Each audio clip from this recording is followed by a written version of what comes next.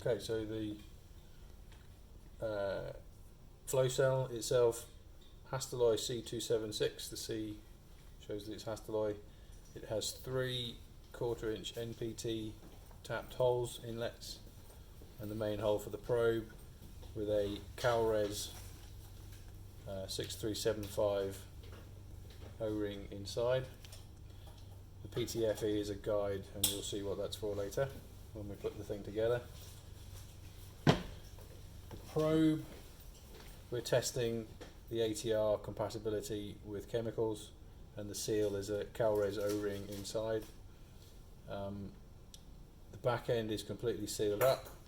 This is a dummy piece that won't allow any liquid to escape.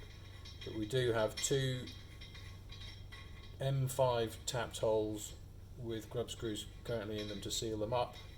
You could use a 2.5mm Allen key to remove those.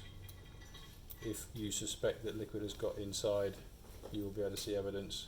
And you could even put a fitting on there to allow drainage of any liquid that might get inside the probe.